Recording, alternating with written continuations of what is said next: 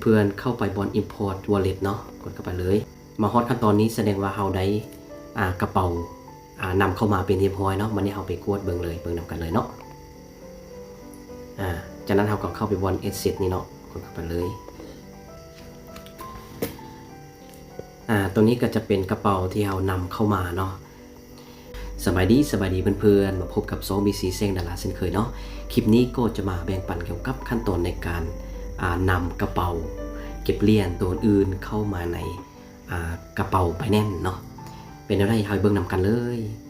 ตัวนี้ก็จะเป็นกระเป๋าBinanceเนาะเพื่อนๆคนใดที่ว่ามีกระดานBinanceแล้วเนาะก็สามารถเข้ามาติดตั้งเว็บซ้ำหรือว่ากระเป๋าBinanceเลยเนาะเพื่อนๆสังเกตเห็นช่วงเมนูนี้เนาะคือ exchange ก็คือกระดานเนาะซึ่งว่าตัวนี้ก็จะเป็นกระเป๋า wallet หรือว่าเฮาเอิ้นเว็บซ้ำนั่นเองเนาะทุกๆกระดานก็จะมีเว็บซ้ำเป็นของมันเองเพื่อนๆคนใดอยากจะนำเอากระเป๋าตัวอื่นมานำเข้ากระเป๋าBinanceก็สามารถเห็นตามวิดีโอนี้ได้เลยเนาะบ่ว่าจะเป็นกระเป๋าTrust Wallet หรือว่ากระเป๋า MetaMask หรือกระเป๋าอื่นเนาะเพื่อนๆก็เพียงแต่ว่านำเอา12วลีมาวางใส่เฮาก็ได้กระเป๋าอยู่ใน Binance นั่นเองเนาะเพื่อนๆติดตั้งกระเป๋าBinanceแล้วเนาะให้เพื่อนๆเข้าไปบนซื้อกระเป๋าเลยเนาะซึ่งว่าตัวนี้ก็สามารถเข้าไปเปลี่ยนซื้อได้เลยเนาะเพื่อนๆเข้าไปบนลูกศรนี้เนาะ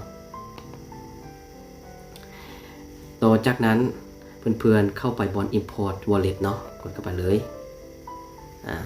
ต่อจากนั้นเขาก็ติ๊ก3อันนี้เลยเนาะจากนั้นเราก็กดเข้าไป continue เลยซึ่งตัวนี้ก็นำเอา12วลีมาวางใส่ได้เลยเนาะ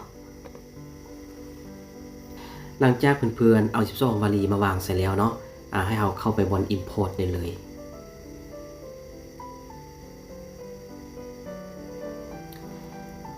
มาฮอตขั้นตอนนี้แสดงว่าเราได้กระเป๋านำเข้ามาเป็นที่เรียบร้อยเนาะวันนี้เราไปกวดเบิ่งนำกันเลยเนาะจากนั้นเราก็เข้าไปบน asset นี่เนาะกดเข้าไปเลยตรงนี้ก็จะเป็นกระเป๋าที่เรานำเข้ามาเนาะถ้าเพื่อนๆคนใดอยากจะเพิ่มเหรียญเนาะเราก็กดเข้าไปmanage token นี่เนาะกดเข้าไปเลยต่อจากนั้นเราก็ค้น5เหรียญได้เลยเนาะหรือว่าเราจะเลือกเครือข่ายตัวใดตัวหนึ่งโดยเฉพาะก็ได้เนาะเราก็มาเลือกเครือข่ายที่ต้องการเนาะข้าพเจ้าจะเลือกBSC ซะเนาะตัวนี้ก็จะเป็นเหรียญเฉพาะเครือข่าย BNB Smart Chain เนาะหรือว่าเรากดค้น5ได้เลยเนาะกดค้น5ว่าเราต้องการเพิ่มเหรียญตัวใดเนาะตัวนี้ก็จะเป็นขั้นตอนในการนำเข้ากระเป๋าจากกระเป๋าตัวอื่นเข้ามา